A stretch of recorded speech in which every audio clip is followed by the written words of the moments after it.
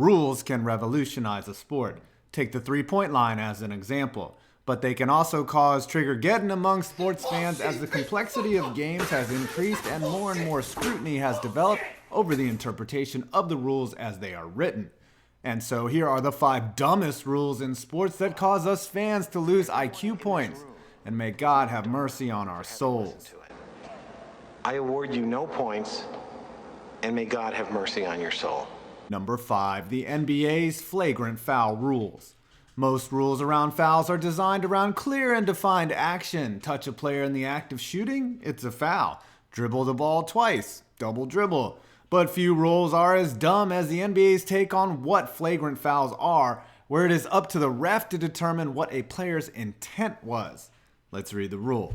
To be unsportsmanlike is to act in a manner unbecoming to the image of professional basketball. It consists of acts of deceit, disrespect of officials, and profanity. The penalty for such action is a technical foul. Repeated acts shall result in expulsion from the game and a minimum fine of $1,000. A flagrant foul penalty 1 is unnecessary contact committed by a player against an opponent. A flagrant foul penalty 2 is unnecessary and excessive contact committed by a player against an opponent. It is an unsportsmanlike act and the offender is ejected immediately. Okay, here are the passages that bother me. Unnecessary, disrespectful, excessive, and deceit. All of these statements are left to the interpretation of the referee, who can call something as benign as a stare disrespectful.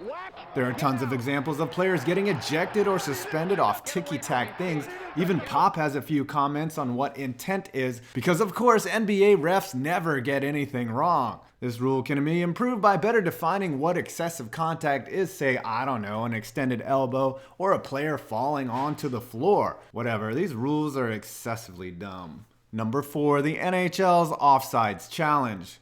When replay finally made it into the NHL, we were all so excited that things like a player's foot in the crease could finally be reviewed and bad calls would never happen again. Oh shit, never mind.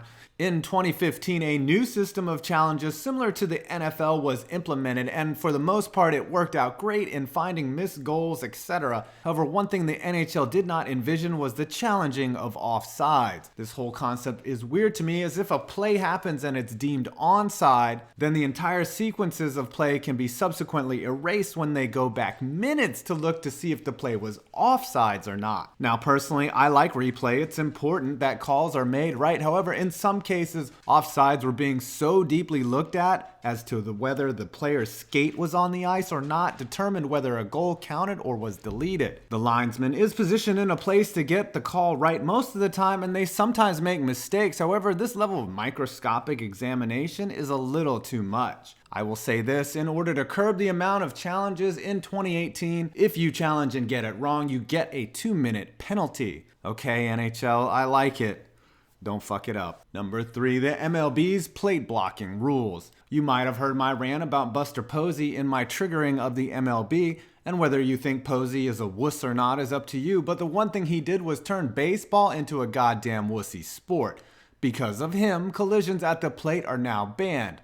Let's look at the rule. A runner attempting to score may not deviate from his direct pathway to the plate in order to initiate contact with the catcher or other player covering home plate. If, in the judgment of the umpire, a runner attempting to score initiates contact with the catcher or other player covering home plate, in such a manner the umpire shall declare the runner out, even if the player covering home plate loses possession of the ball. Unless the catcher is in possession of the ball, the catcher cannot block the pathway of the runner as he is attempting to score. If, in the judgment of the umpire, the catcher without possession of the ball blocks the pathway of the runner, the umpire shall call or signal the runner safe.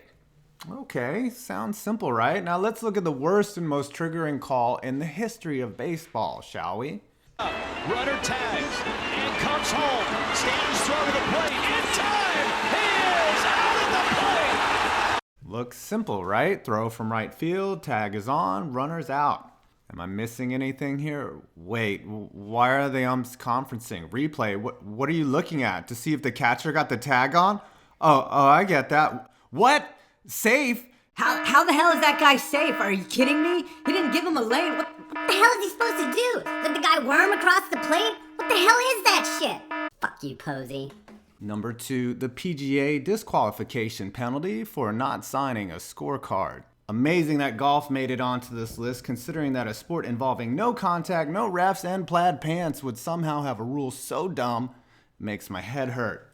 So in the PGA, since there are no refs, even in major tournaments, the player is still responsible for his or her own scorecard, which after the round he or she must sign and turn in. Here's the rule up until 2016. I'm going to read this in a stuffy sort of white guy voice.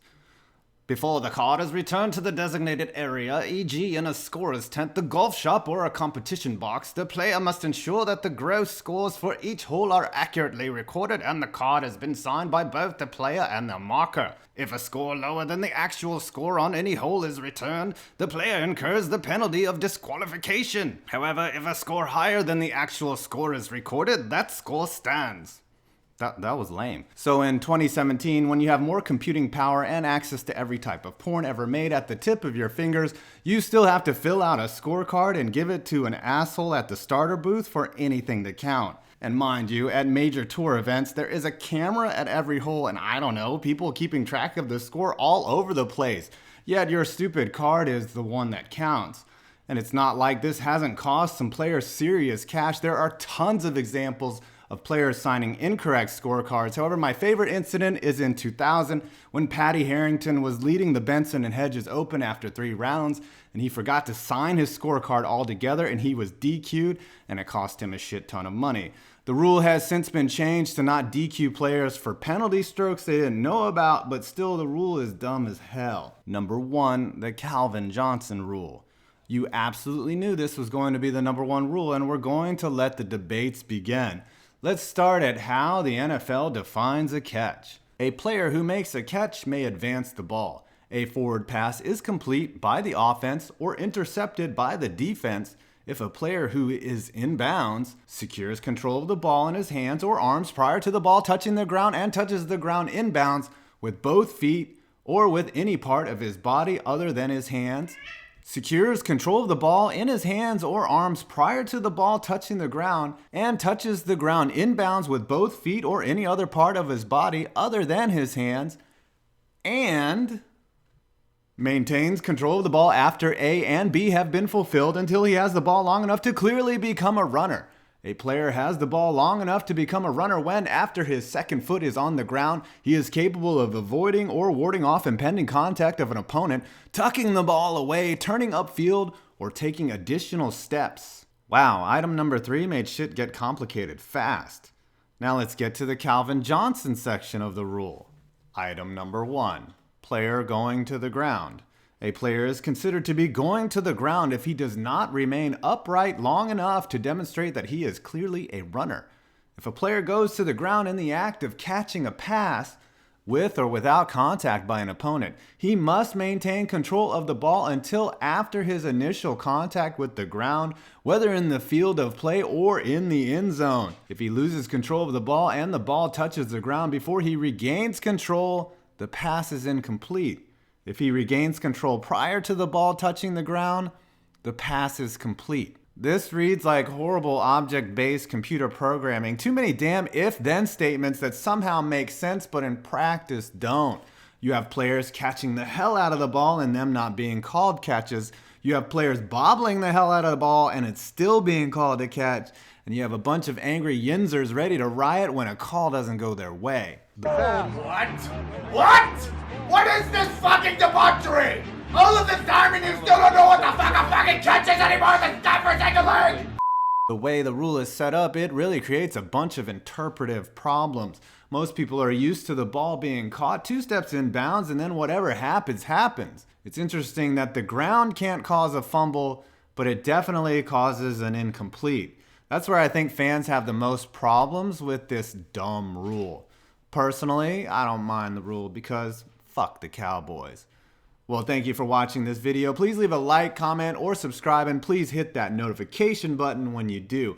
I'm 5 Points Vids, and you made it to the end of this video. Why is this not a catch? I'm trying to reach over the goal line.